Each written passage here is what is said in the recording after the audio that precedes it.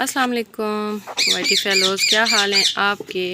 उम्मीद है आप लोग ठीक ठाक होंगे, गार्डनिंग को एंजॉय कर रहे होंगे। तो जनाब मैंने सर्दियों की सीडलिंग की थी और आप लोगों के साथ शेयर किया था कि मैं विंटर के सीड्स लगा रही हूँ। तो वो सारे सीड जो हैं वो लग चुके हैं और उनकी अब जो है पनीरी शिफ्ट करने का टाइम आ गया। तो उसके लिए जो सबसे पहली जो चीज़ है वो है मट्टी।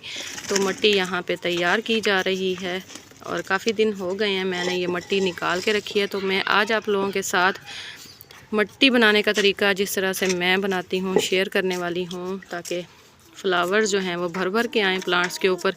और अच्छी खासी रिच सॉइल जब हम तैयार करते हैं तो कैसे करते हैं, तो पूरा मेथड ये शेयर कर रही हूँ। आप लोगों ने मेरे साथ रहना है, वीडियो को स्किप नहीं करना, क्योंकि जब हम लोग गार्डनिंग करते हैं तो कहते हैं कि जी आपके तो प्लांट्स अच्छे हैं। मेरे अक्सर फ्रेंड्स कहते हैं कि आपके तो फ्लावर्स अच्छे हैं तो हमारे नहीं हो पाते।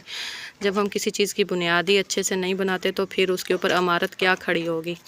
तो हमने जनाब मट्टी बना रहे हैं आज। यहाँ पे ये देखें, यहाँ पे मैंने ये सारे पॉट जो हैं ये खाली करके रख लिए हैं। 3 से 4 दिन हो गए हैं, ये सारे पॉट खाली हैं और मट्टी सारी निकाल ली है। मट्टी को लगवाई है यहाँ पे धूप, उसके अंदर जितनी भी फंगस वगैरह थी वो धूप की वजह से ख़त्म हो गई है। अब ये देखें मट्टी कितनी ज़्यादा नरम है। अगर चिकनी मट्टी होगी तो उसको इस तरह इकट्ठा करेंगे तो वो कभी भी नहीं खुलेगी, लेकिन ये मेरी मट्टी पूरी की पूरी इस तरह भुरभुरी हो जाती है। मैंने इसके अंदर क्या क्या मिक्स किया, मैंने अब इसके अंदर मज़ीद और थोड़ी सी रेत मिक्स की है, क्योंकि सर्दी है तो पानी इसके अंदर खड़ा ना हो। उसके बाद मैंने यहाँ पे इसके अंदर हल्दी मिक्स की है। मैं क्योंकि ऑर्गेनिक पे वर्क करती हूँ, कभी भी कोई केमिकल चीज़ नहीं डालती। केमिकल चीज़ डालूँ तो मेरी मिट्टी जो है वो ख़राब हो जाए। केमिकल अच्छे हैं, लेकिन जो लोग बड़े पैमाने पे गार्डनिंग करते हैं, जिनके पास ज़मीनें फसलें होती हैं, उनके लिए पॉट्स के लिए जो इतना केमिकल जो है ना वो सही नहीं है। तो इसीलिए मैं ऑर्गेनिक के ऊपर काम करती हूँ। हल्दी के साथ इसके अंदर जितने कीड़े वगैरह होंगे ना वो सारे मर जाएंगे। अब मैं इसके अंदर मिलाने लगी हूँ कंपोस्ट। तो यहाँ पे ये देखें, ये कंपोस्ट का पूरा एक किचन वेस्ट कंपोस्ट का पूरा कूलर जो है वो ये मेरा तैयार है। इस तरह और मेरी जो बाल्टियाँ होती हैं वो तैयार होती रहती हैं। इसी तरह यहाँ पे अरसलान ये बाल्टी इधर करें, ये अरसलान भी मेरे साथ वर्क करवा रहा है। यहाँ पे ये देखें, आपको छलियों के जो है ना छिलके खुश्क नज़र आ रहे होंगे, केलों के खुश्क नज़र आ रहे होंगे। इन टोकरियों के अंदर भी मैं गार्डनिंग करती हूँ, क्योंकि अब छत के ऊपर हमने गार्डनिंग की है तो इतना तो वज़न नहीं डाल सकते कि इतनी बड़ी टोकरी जो है हम मट्टी से भर के रख दें। तो उसके अंदर नीचे ये चीज़ें फ़िल की हैं और उसके अंदर जब ये मट्टी बनाऊँगी ये फ़िल करके तो उसके अंदर ये मट्टी भरेंगे और अच्छे से गार्डनिंग करेंगे। यहाँ पे छोटे छोटे आज आपको मेरे साथ गार्डनर नज़र आ रहे होंगे, बच्चे आए हुए हैं गार्डनिंग कर रहे हैं मेरे साथ। तो जी कंपोस्ट आप देख लें, ये फुली डीकम्पोस्ट हो चुकी है, सिर्फ़ और सिर्फ अंडे के छिलके हैं इसके अंदर। तो ये इसके अंदर मैं मिक्स कर लूँ तो फिर मैं आप लोगों को बताती हूँ कि हमने इस मट्टी के साथ क्या करना है। कंपोस्ट मैंने इसके अंदर यहाँ पे ये देखें मिक्स कर ली है। तो अब अच्छे से इसको मिक्स करेंगे। इस पॉइंट पे अगर आप ग्लव्स पहन लें तो वो अच्छा है। सिर्फ ये जो आम की गुठलियाँ हैं ना, ये अभी तक डीकम्पोस्ट नहीं हुई, इनको मैं दोबारा से डाल दूँगी और ये सारी जो है ना मट्टी मिक्स कर लूँगी। उसके बाद आज छत के ऊपर मैंने झाड़ू दी है, जितनी भी गमलों के नीचे से मट्टी वगैरह निकली है वो भी सारी इसके अंदर मिक्स कर दी है। कंपोस्ट इसके अंदर मिक्स कर दिया। अंडे के छिलके आपको ऐसे ही नज़र आ रहे हैं, ये आहिस्ता आहिस्ता स्लो रिलीज़ हो गए। तो अच्छा तो ये है कि आप अंडे को ना ग्राइंड करके सुखा के ग्राइंड करके पाउडर डालें, लेकिन चूँकि कंपोस्ट में ये वैसे ही हो जाते हैं, स्लो रिलीज़ होते हैं, ये आहिस्ता आहिस्ता होते रहते हैं। अगर आप इस तरह की सॉइल बना लेते हैं, इतनी सारी किचन वेस्ट कंपोस्ट बनाएं, मेरी डिटेल वीडियो मेरे चैनल पे मौजूद है, आप लोग जाके देखें।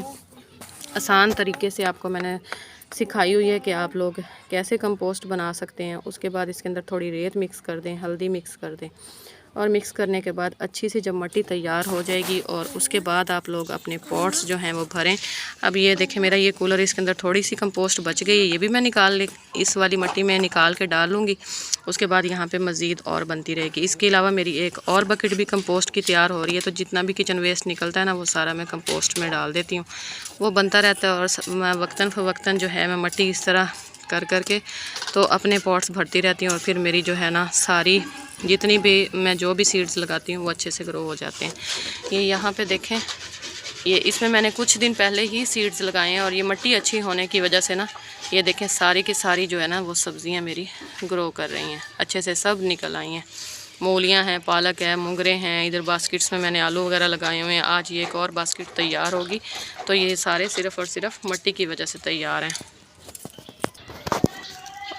और अगर आप लोगों ने मेरी ये सीडलिंग वाली वीडियो नहीं देखी कि मैंने किस तरह सीडलिंग की है, तो मैं आई बटन में या एंड स्क्रीन में इसका आपको दे दूँगी लिंक, आप लोग जाके देख लीजिएगा। तो जनाब यहाँ पे हमारी मिट्टी जो है वो तैयार है। अब हम इनको गमलों में भरेंगे, बल्कि मैं इसको अच्छे से मिक्स करूँगी ऑफ़ कैमरा गमलों में भर के, फिर आपको दिखाती हूँ। यहाँ पे मैंने सारे पॉट्स में ना मिट्टी भर ली है। तो अगर मैं इसको ऑन कैमरा भरती तो वीडियो काफ़ी लंबी हो जानी थी, जो कि कोई फ़ायदा नहीं था। मिट्टी भरी गई है तो इसके अंदर यहाँ पे मैं ये देखें जी, ये मेरी जो मैंने सीडलिंग वाली वीडियो बनाई थी। अच्छा, मैं तो इनको ना ऐसे ही निकाल के पहले मैंने ना तजर्बा करके देख लिया था कैसे खींच के लगाऊं, लग जाते हैं कि नहीं लग जाते। तो ये लग गए हैं, 3-4 मैंने ऐसे खींच के लगाए थे। कोई नहीं मिट्टी इनके साथ निकाली थी, कोई स्यापे नहीं किए थे, सिंपली मैंने इनको बड़े पौधे खींचे थे। खींचने के बाद मैंने लगाए हैं, 3-4 दिन मैंने देखा है तो वो अच्छे से लग गए हैं। तो अब इस तरह मैंने सारे ये वाले जो हैं ना फ्लावर्स वाले, इस तरह मिट्टी में शिफ्ट कर लेने हैं। तो मिट्टी अच्छी बन गई है, तो जब फ्लावरिंग इसके ऊपर होगी वो भी बड़ी ज़बरदस्त होगी। एक बार बस ये थोड़ा सा स्यापा कर लें, बार बार नहीं करना पड़ेगा, तो फ्लावरिंग आपको मिलती रहेगी। बस हम लिक्विड फर्टिलाइज़र इनको वक्तन फ़वक्तन देते रहेंगे। जब इनके ऊपर जब फ्लावर्स आएंगे तो वो भी मैं आपके साथ शेयर करूँगी। तो इस तरह आप भी रिच सॉइल तैयार करें, अपने प्लांट्स लगाएं। प्लांटिंग देखें, जब भी हम करते हैं, गार्डनिंग करते हैं, हमारा स्ट्रेस जो है वो रिलीज़ होता है बीमारियों से। हम जितना मिट्टी के नज़दीक रहते हैं, नेचुरल चीज़ों के और नेचर के करीब रहते हैं, हमारा स्ट्रेस जो है वो ख़त्म हो जाता है। तो आप लोग भी गार्डनिंग करें, गार्डनिंग को एंजॉय करके करें। तो मिट्टी इस तरह तैयार करें, फ्लावरिंग अपने प्लांट्स के ऊपर जब देखेंगे ना, बहुत खुशी होगी आपको। मेरी वीडियोज़ अगर आप लोगों को पसंद आ रही हैं तो जनाब लाइक शेयर करें। नेक्स्ट वीडियो में मिलूँगी, तब तक के लिए अल्लाह हाफिज़।